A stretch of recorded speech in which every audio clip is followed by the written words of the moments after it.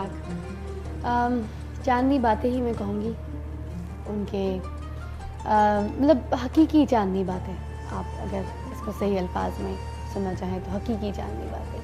ہم حضرت علی کے بارے میں جان رہے ہیں، ان کے بارے میں بات کر رہے ہیں، ہم ہستی کے بارے میں ذکر کر رہے ہیں، تو سوال وہی ہے کہ کچھ آپ دوبارہ ذرا ہمیں کچھ ایک آدھ اور بات شیر خدا کے بارے میں، کہ رسول اکرم صلی اللہ علیہ وسلم ان کے بارے میں اور کیا فرماتے تھے؟ رسول اکرم نے فرمایا یا علی انت منی بمنزلت ہارون من موسیٰ الا انہ لا نبی بعدی، اے علی تیری نسبت مجھ سے وہی ہے جو ہارون کو موسیٰ سے تھی، لیکن میرے بعد کوئی نبی نہیں آئے گا۔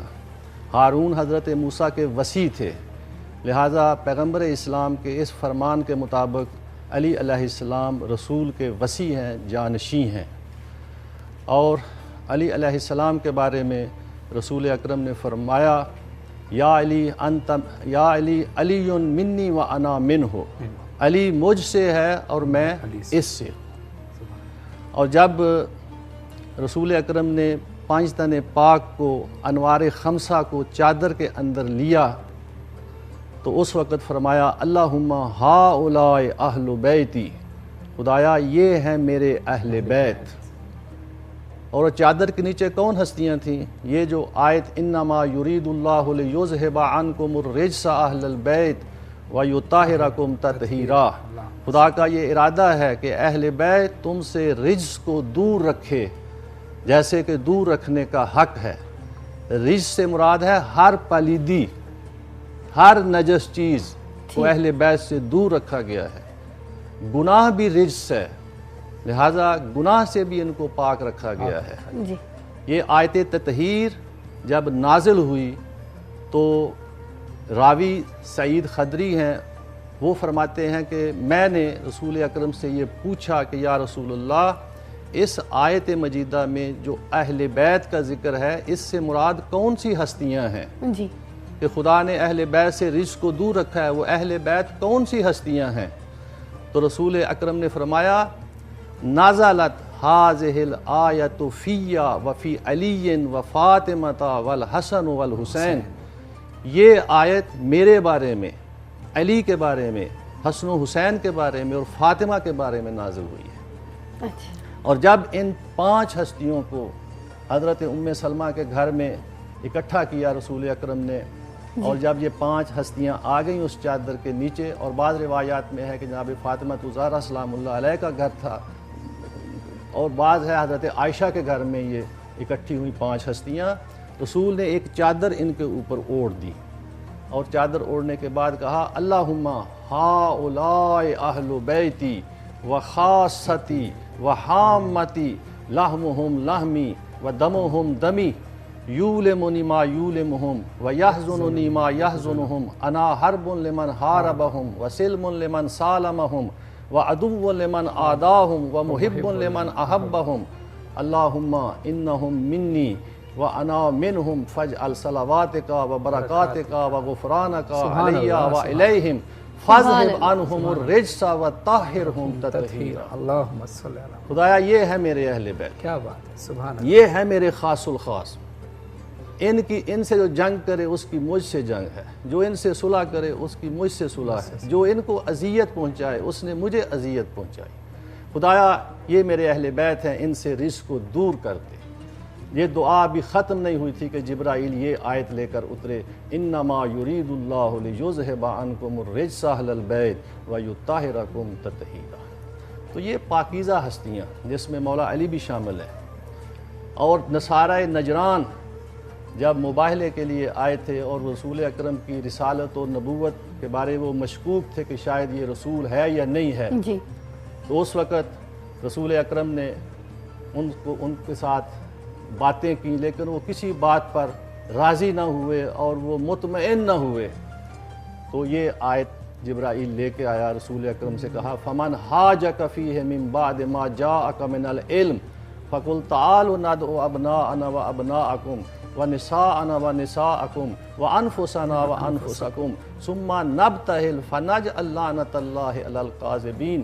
اے میرے رسول ان کو کہہ دو جو تم سے محاجہ کرتے ہیں، جو تم سے جو ہے اپنی ضد پر اڑے ہوئے ہیں، ان سے کہہ دو تم اپنی عورتوں کو لے آؤ، ہم اپنی عورتوں کو لے آتے ہیں، تم اپنے بیٹوں کو لے آؤ، ہم اپنے بیٹوں کو لے آتے ہیں، تم اپنے نفوس کو لے آؤ، ہم اپنے نفوس کو لیتے ہیں، اور خدا کی بارگاہ میں گڑ گڑا کر ایک دوسرے کے خلاف بد دعا کرتے ہیں، اور جو جھوٹا ہوگا خدا کا عذاب اس پر نازل ہو جائے گا۔ بے شک بے شک۔ تو وعدے کے مطابق جب رسول اکرم نساء، ابناء اور انفس کو لے کے آنا تھا، جبکہ انفس جو ہے وہ نفس کی جمع ہے، جی نفس کا معنی ایک جان، انفاس یعنی زیادہ جانیں، ٹھیک ابن کا معنی ایک بیٹا، ابنا کا معنی زیادہ بیٹے ٹھیک۔ یعنی دو سے زیادہ، ٹھیک نسوتن ایک عورت، نساء یعنی بہت سی عورتیں۔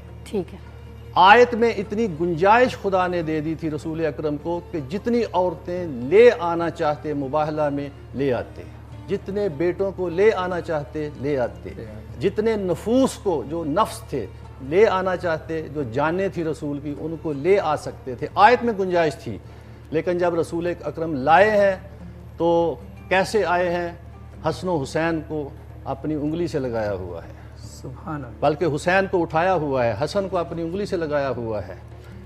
آپ کے پیچھے علی ہیں اور علی کے پیچھے فاطمہ ہے۔ سبحان اللہ۔ یہ 5 ہستیاں آئی ہیں میدان مباہلہ میں، اور جب اس پوپ نے، اس پادری نے ان 5 ہستیوں کو دیکھا، اس نے اپنے ساتھیوں سے کہا کہ ان سے مباہلہ نہیں کرنا چاہیے، میں تو ایسی ہستیوں کو دیکھ رہا ہوں کہ اگر یہ بد دعا کر دیں تو پہاڑ اپنی جگہ چھوڑ دے گا، ان سے ہم مباہلہ نہیں کریں گے۔ انہوں نے جزیہ دینا منظور کر لیا۔ تو اب رسول اکرم ان ہستیوں کو لائے تھے اسلام کی حقانیت کو پیش کرنے کے لیے، بات ہے، اور ان سے سچی اور کوئی ہستیاں ہوتی ہیں تو رسول ان کو بھی لے آتے، لیکن نساء کہا عورتیں آ سکتی، لیکن ایک بیٹی کو لائے، ابنا کہا صرف 2 بیٹوں کو لائے، اور کہا اپنی جانوں کو لے آؤ، اور جان کی جگہ پر رسول علی کو لے آئے۔ علی ہے نفس رسول، بے شک علی ہیں جان رسول، بالکل بے شک۔ اسی لیے کہا علی منی و انا منہ، علی مجھ سے ہے اور میں اس سے۔ ان سے جو جنگ کرے گا اس کی مجھ سے جنگ ہے، جو ان سے صلح رکھے گا ان کی مجھ سے صلح ہے، جو ان سے محبت کرے گا وہ مجھ سے محبت کرے گا۔ بہت خوب۔ اسی خوبصورت بات کے ساتھ میں چاہوں گی کہ آپ سید فنان علی صاحب جو خوبصورت اتنی پیاری بات کی ہے، تو حضور کی خدمت میں کوئی خراج عقیدت پیش کیجئے، کوئی نوحہ اگر آپ پیش کر سکے کوئی۔ آپ کی اجازت 4 مصرے مولا علی کی شان میں پیش کر۔ جی شاعر اہل بیت ذل رضا صاحب کا ایک کلام ہے۔ فضائے خلد میں جیسے چمن میلا نہیں ہوتا، فضائے خلد میں جیسے چمن میلا نہیں ہوتا، فضائے خلد میں جیسے چمن میلا نہیں ہوتا،